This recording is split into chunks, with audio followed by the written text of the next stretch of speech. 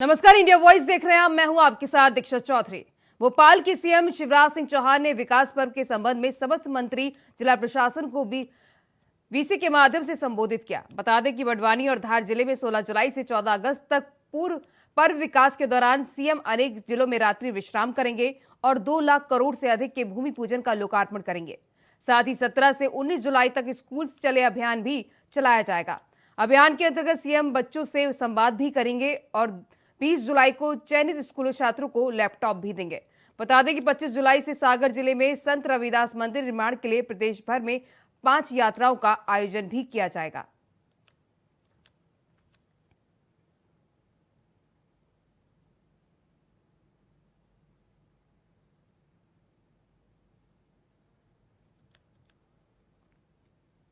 केंद्रीय कृषि और किसान कल्याण मंत्री नरेंद्र सिंह तोमर को मध्य प्रदेश में होने वाले आगामी विधानसभा चुनाव के लिए प्रदेश चुनाव प्रबंधन समिति का संयोजक नियुक्त किया गया है, जहां उनकी नियुक्ति तत्काल प्रभाव से लागू हो गई है।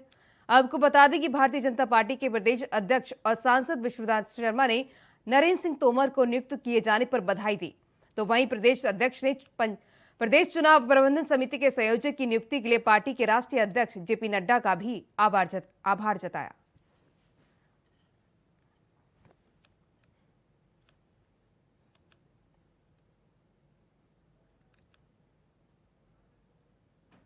भोपाल में पटवारी भर्ती परीक्षा घोटाले को लेकर कांग्रेस ने प्रदर्शन किया, जिसके कारण कांग्रेस कार्यालय रोजन चौराहे पर कांग्रेस के जिला अध्यक्ष मोनू सक्सेना के नेतृत्व में कांग्रेस कार्यकर्ताओं ने प्रदर्शन किया। इस दौरान सैकड़ों की संख्या में कांग्रेस कार्यकर्ताओं ने हाथ में काले झंडे लेकर सीएम आवास का घेराव करने निकले, जिस दौरान पुलिस ने बैरिकेड लगाकर प्रदर्शनकारियों को रास्ते में ही रोक दिया। इस विरोध प्रदर्शन में महिलाएं भी शामिल हुई। बढ़ते विरोध प्रदर्शन को देखकर पुलिस ने वाटर कैनन का भी इस्तेमाल किया। इस दौरान कांग्रेस कार्यकर्ताओं और पुलिस की झड़प में कांग्रेस जिला अध्यक्ष मोनू सक्सेना घायल हो गए। साथ ही मोनू कांग्रेस कार्यकर्ताओं के सर पर भी चोटें आई हैं।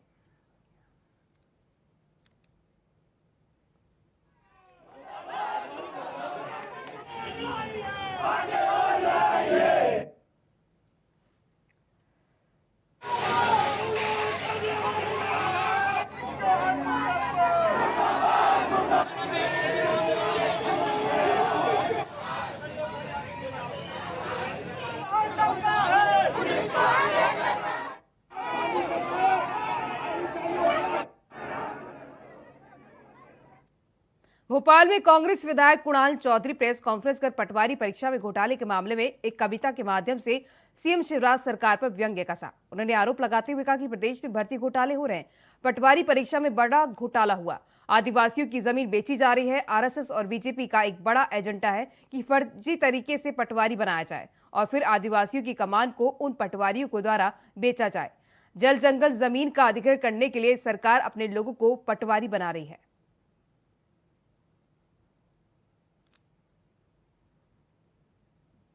पीढ़ी का भविष्य को कैसे बेचा जाए, वो नौजवान सड़कों पे खड़े होकर आंदोलन कर रहे हैं।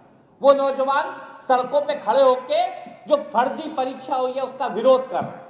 तो यहाँ पे गृह मंत्री उनको क्लीन चिट देने का काम कर रहे हैं। क्या बुलडोजर इन नेताओं पे नहीं चल सकता जो कॉलेज मध्य प्रदेश के भविष्य का कत्ल कर रहे हैं? कल 2 यूनिवर्सिटियों के और भी नाम आए कि जिनके अंदर इतने बड़े घोटाले चले। जो लोग इस मध्य प्रदेश के नौजवान के भविष्य का कत्लेआम कर रहे हैं, क्या उनके ऊपर हम ये बुलडोजर नहीं चला सकते? तो शिवराज जी के लिए एक बात है कि ये तीर सिपाही और घोड़े सब ठाठ धरे रह जाएंगे, आंधी नौजवानों की आएगी और इस बार बीजेपी के परखच्चे उड़ जाएंगे। ये बात नौजवान पीढ़ी की तरफ से है। उधर हरियाणा के शिवरात्रि के अवसर पर कुरुक्षेत्र के ऐतिहासिक महादेव के मंदिरों में श्रद्धालुओं ने जलाभिषेक किया। श्रद्धालु और कांवड़ियों ने दुख भंजन मंदिर में सुबह 4 बजे से ही जलाभिषेक कर भगवान भोलेनाथ से अपनी मन्नतें मांगी। मंदिर के पुजारी सुशील शास्त्री ने बताया कि दुख भंजन मंदिर ऐतिहासिक मंदिर है। यहाँ दूर दराज से हजारों लाखों की संख्या में श्रद्धालु पहुंचते हैं। हिंदू धर्म में महाशिवरात्रि का विशेष महत्व है, जिसमें शिव भक्त महादेव के मंदिर में पहुंचकर जलाभिषेक करते हैं।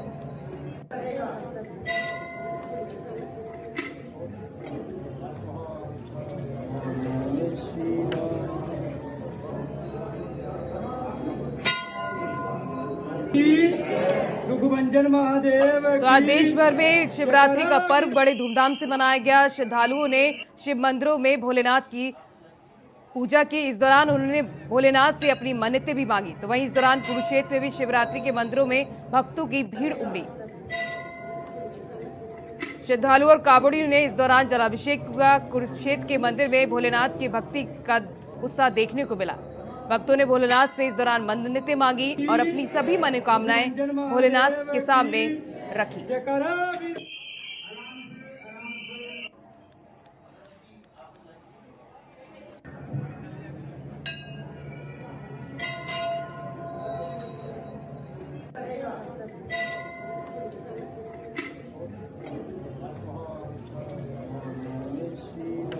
देश भर में आज शिवरात्रि मनाई गई। इस दौरान सबसे पहले तो मैं सभी देशवासियों को महाशिवरात्रि पर्व के सभी को बधाई देता हूं और सभी लोगों को शुभकामनाएं देता हूं। मैं M.K. मौर्य चेयरमैन शिव शक्ति सेवा मंडल और मैं राष्ट्रीय अध्यक्ष राष्ट्रीय हिंदू संग्राम परिषद, मैं सभी लोगों की तरफ से योगी जी का, मोदी जी का भी सबसे पहले धन्यवाद दूंगा, जिन्होंने यूपी में इतना बढ़िया प्रबंध करा कांवड़ियों के लिए, पुष्प वर्षा करी और जगह जगह पे कैंप लगाने के साथ मेडिकल कैंप लगाए। और हरियाणा में सरकार का इसलिए धन्यवाद करूंगा कि रास्ते में उन्होंने जितना सहयोग कर सके, पुलिस की सहायता बहुत मिली। खबर अंबाला से, जहां गृह मंत्री अनिल विज ने दिल्ली के सीएम अरविंद केजरीवाल के उस बयान का कल पलटवार किया जिसमें उन्होंने कहा था कि एक साजिश के तहत दिल्ली का डुबोया जा रहा है, जबकि हथनीकुंड का सारा पानी दिल्ली में छोड़ा गया है। वहीं अब मंत्री अनिल विज ने कहा कि केजरीवाल को दूसरे पर आरोप लगाने की आदत है, पर हमने किसी पर दोष नहीं लगाया, हमने पानी निकालने के इंतजाम करा दिए हैं। बता दें कि दिल्ली के पीडब्ल्यू मंत्री ने आरोप लगाया कि हरियाणा उत्तर प्रदेश में कोई पानी नहीं छोड़ा गया, सारा पानी दिल्ली में छोड़ा गया है, जिसकी वजह से यमुना के किनारे लगे सारे गांव और शहर में उतना ही पानी है जितना दिल्ली में है। आदत में शामिल है दूसरों पर आरोप लगाना। पानी का तो स्वभाव है, ऊपर से नीचे ही जाता है और हथनीकुंड से दिल्ली काफ़ी नीचे है। अब हमारे प्रदेश में भी तो कई बाहर से ही पानी आया है, हिमाचल से आया है, पंजाब से आया है, लेकिन हम तो दोषारोपण नहीं कर रहे। पानी आया है, हम अपने पानी के इंतज़ाम करने की कोशिश कर रहे हैं। केजरीवाल जी तो बहुत सियाने हैं, बहुत इंटेलिजेंट है, वो पानी का स्वभाव बदल दें कि पानी नीचे ना आया करे, ऊपर चला जाए। यमुनानगर के गांव टापू कमालपुर में हथनीकुंड बैराज से छोड़े गए पानी ने अपना विकराल रूप धारण कर लिया है, जहां गांव में जमकर भूमि कटाव किया गया, जिसके रोकने के लिए प्रशासन ने अपनी ओर से बहुत प्रयास किए और खासकर भूमि कटाव रोकने के लिए भारतीय सेना की विशेष टुकड़ी को बुलाया गया था। लेकिन पानी का बहाव तेज होने के कारण भूमि कटाव बढ़ता जा रहा है, जहां जिला प्रशासन लगातार ग्रामीणों से संपर्क बनाए हुए है और साथ ही जिला उपायुक्त राहुल हुड्डा और यमुनानगर पुलिस अधीक्षक मोहित हुड्डा लगातार टापू कमालपुर में निरीक्षण के लिए दौरा कर रहे हैं।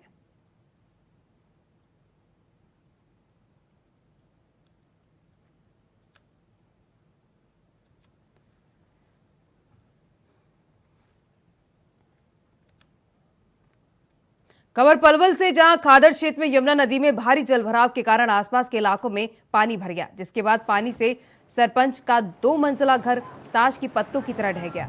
वहीं यमुना नदी किनारे बसे आसपास गांव के स्थानीय लोग भी परेशान हो रहे हैं। बता दें कि लोगों ने प्रशासन ने मदद की गुहार लगाई, लेकिन प्रशासन की तरफ से सहायता नहीं की जा रही है। वहीं नदी के तेज बहाव के कारण आसपास के क्षेत्र में बिजली और पानी की समस्या भी बनी हुई है, जिसके चलते लोगों को परेशानी का सामना करना पड़ रहा है।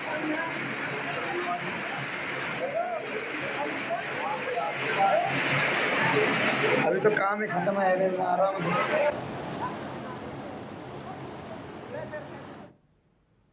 महाशिवरात्रि के अवसर पर मंदिरों में सुबह सोए श्रद्धालुओं की भीड़ उमड़ी देखी गई, जहां सभी ने शिवलिंग पर जल चढ़ाकर मन्नतें मांगी। सबसे पहले मंदिरों में कांवड़ियों ने भोले बाबा का जल चढ़ाया। आपको बता दें कि रात 12 बजे से ही किलोई गांव का ऐतिहासिक मंदिर जो काफी प्रसिद्ध माना जाता है और मान्यता है कि शिवलिंग जमीन से उत्पन्न हुआ है और हर साल बढ़ता है, जिसमें दूर दराज से लाखों की संख्या में श्रद्धालु पहुंचते हैं।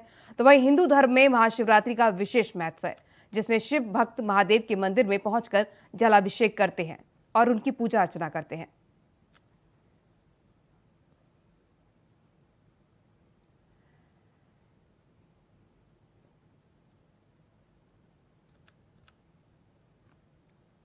हरियाणा के पलवल में एक युवक की गोलियों से भूनकर हत्या कर दी गई। सूचना पर पहुंची पुलिस ने शव को कब्जे में लेकर पोस्टमार्टम के लिए भेज दिया है। फिलहाल हत्या के कारणों का अभी तक खुलासा नहीं हो पाया है।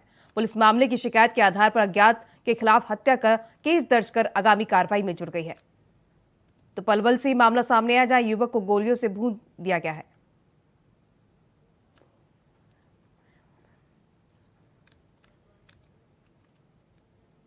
फिलहाल रुकते छोटे से ब्रेक के लिए, फौरन हाजिर होंगे। तो ब्रेक के बाद आपका बुलेटिन में फिर स्वागत है।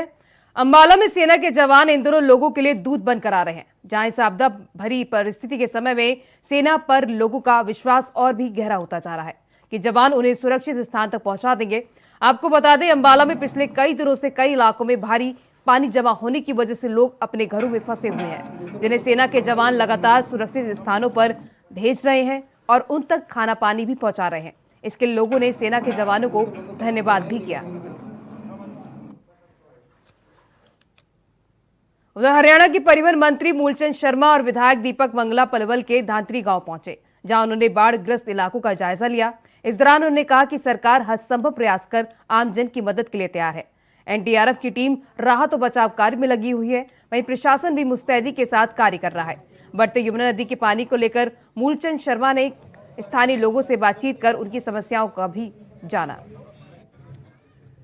नहीं, बाढ़ से जो पानी आया, सबसे ज्यादा पानी इस क्षेत्र में आया, दिल्ली में फरीदाबाद पानी है, और बाढ़ की जो हालात स्थिति जो खराब हुई है, और जो भी इनमें सरकार से जो बात होगी, सरकार से अधिकारी हैं, मौके पर हैं, मेरे नैनपाल जी यहाँ से विधायक हैं, दीपक मंगला जी यहाँ से विधायक हैं, हम सब लोग लगे हुए। एक पंजाबी से यहाँ तक हम एक गांव बने हैं, और एक जानकारी, कोई जान मान की तो खतरा नहीं है, पर इस तरह के जान मान का खतरा ना हो।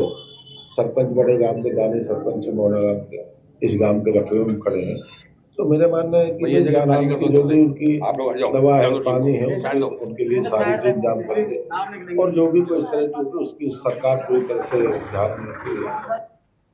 उधर बल्लभगढ़ के आजाद नगर की जोगियों के पास पेड़ पर लटका एक युवक का शव मिला है, जिसके बाद मामले की सूचना मिलते ही पुलिस मौके पर पहुंची और शव को नीचे उतारकर फरीदाबाद के सरकारी अस्पताल के शव गृह में रखवा दिया गया है। बता दें, मृतक की जेब से एक आधार कार्ड भी मिला, जिसके माध्यम से उसके परिजनों से पुलिस संपर्क करेगी। फिलहाल पुलिस इस मामले की जांच पड़ताल में जुट गई है।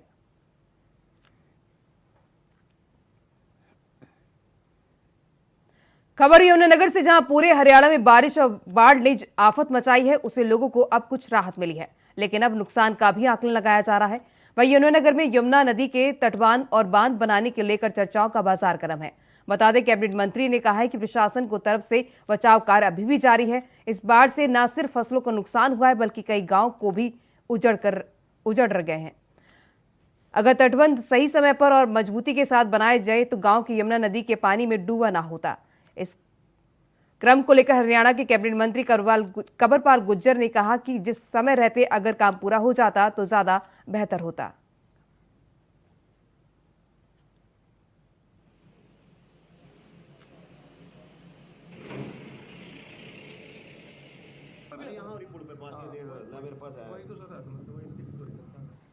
नहीं, टेंडर तो पहले होते हैं, लेकिन हमारा प्रयास है, मैंने अब की बात की कि अगर ये पहले हो जाए और बरसात के सीजन से 1-1.5 महीना पहले काम समाप्त हो जाना चाहिए, 2 महीने पहले काम समाप्त हो जाना चाहिए।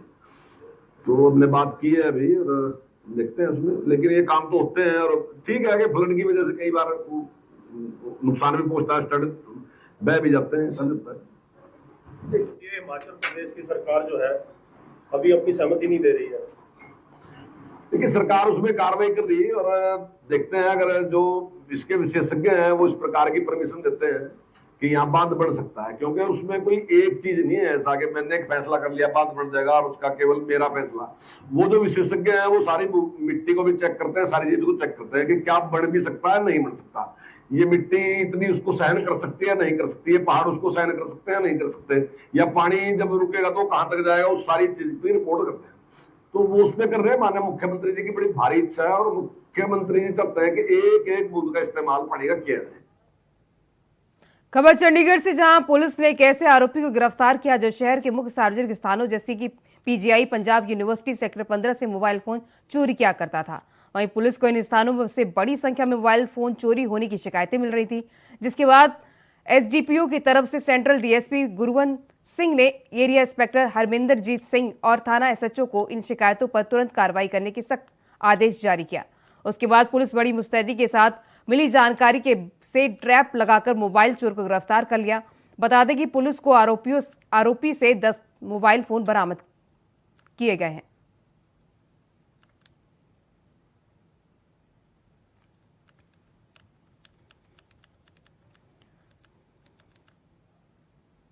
हरियाणा की कांग्रेस के दिग्गज नेता और उत्तराखंड की प्रभारी कुमारी शैलजा का 1 महीने के भीतर यमुनानगर में तीसरा दौरा है।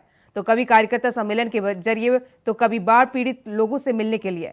बता दें कांग्रेस नेता कुमारी शैलजा ने बाढ़ पीड़ित लोगों से रूबरू मुलाकात की। फिलहाल हरियाणा सरकार को जल्द से जल्द नुकसान का आकलन करने, बाढ़ पीड़ितों लोगों को मुआवजा देने की उन्होंने बात कही।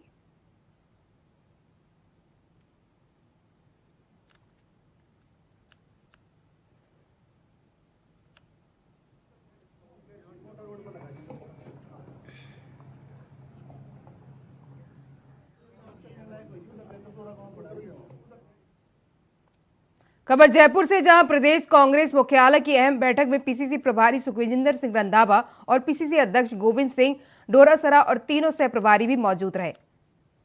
बता दें कि चुनाव को लेकर बैठक की गई, जिसमें रणनीति भी बनाई गई।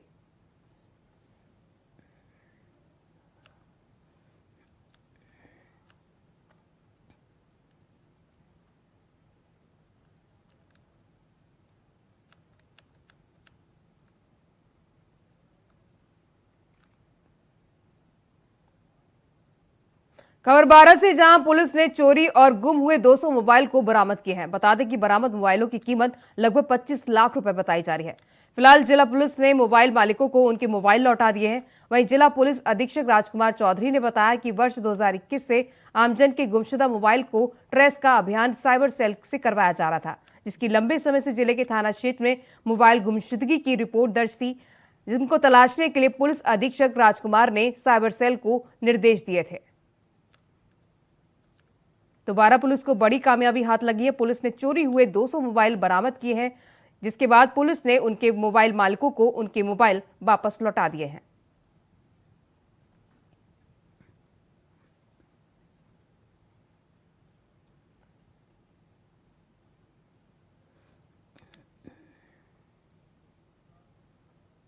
खबर चाकसू से, जहां राष्ट्रीय अध्यक्ष जेपी नड्डा कल से गांव चंदनबन में राजस्थान अभियान की शुरुआत करेंगे, जिसके बाद बड़ी संख्या में संबोधित भी किया जाएगा।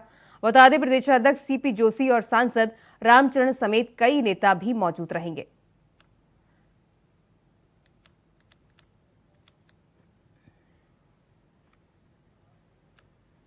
जयपुर के कांग्रेस सह प्रभारी निजामुद्दीन का एक बड़ा बयान सामने आ रहा है। बता दें कि कांग्रेस फिर वापस सत्ता में आ रही है। वहीं कार्यकर्ता कांग्रेस की पदाधिकारी नीतियों से उत्साहित है। दरअसल राहुल गांधी की भारत जोड़ो यात्रा से कार्यकर्ताओं में जोश आ गया है। बता दें कि प्रभारी निजामुद्दीन का कहना है कि बीजेपी के नेता केवल झूठ फैलाने का काम करते हैं। इसी झूठ को देखते हुए राजस्थान में कांग्रेस आ रही है। वहीं पूरे प्रदेश में कांग्रेस के विधायक का अच्छा माहौल बन रहा है और टिकट का वितरण कमेटी बनाकर किया जाएगा। कांग्रेस धनबल से चुनाव नहीं लड़ती और बीजेपी धनबल से पर चुनाव लड़ती है।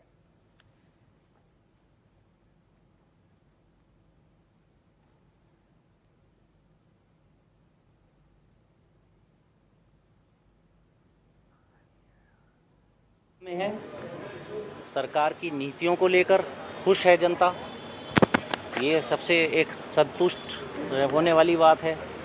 हमारी पार्टी की नीतियों से, राहुल गांधी जी की पदयात्रा से, देश भर में जो उन्होंने की भारत जोड़ो यात्रा, उससे कार्यकर्ताओं में उत्साह है। कर्नाटक के रिजल्ट से उत्साह है और ये सारी चीज़ें सब मिलकर ऐसी हैं कि हम सब लोग एक जोश के साथ चुनाव में उतर रहे हैं। दूसरी तरफ भारतीय जनता पार्टी के झूठ से उनका कार्यकर्ता बहुत निराश है, उनके नेता निराश हैं। सिवाय भावुक बातें करने के उनके प्रधानमंत्री से लेकर उनके किसी भी नेता के पास और दूसरा कोई एजेंडा नहीं होता झूठ फैलाने के अलावा। तो उनके झूठ से पूरा देश इस समय त्रस्त है, तो राजस्थान भी त्रस्त है। मुरादाबाद में सोशल मीडिया पर एक मुस्लिम युवक द्वारा धर्मांतर करके हिंदू बनने के डॉक्यूमेंट वायरल होने के बाद हिंदू संगठन से जुड़े पदाधिकारी ने इसे लव जिहाद का नया पैटर्न बताया है, जिसके बाद युवक की पत्नी ने उसके खिलाफ मुकदमा दर्ज कर उसे जेल भेज दिया है। दरअसल सोशल मीडिया में फेसबुक पेज पर हिंदू संगठन से जुड़े राम राजपूत नाम के पदाधिकारी की तरफ से एक युवक के फोटो लगे 2 डॉक्यूमेंट्स वायरल किए गए थे, जिनके अनुसार थाना मुगलपुरा इलाके के रहने वाले आमिर अली नाम के व्यक्ति की तरफ से अपनी आस्था हिंदू धर्म में बताते हुए जिला अधिकारी के नाम से एक आवेदन किया है, जिसके साथ फोटो लगा एफिडेविट भी दिया गया था। ये डॉक्यूमेंट वायरल होने के बाद जब आमिर से बात की तो उससे बात करनी चाहिए तो वो घर पर ताला लगाकर गायब था।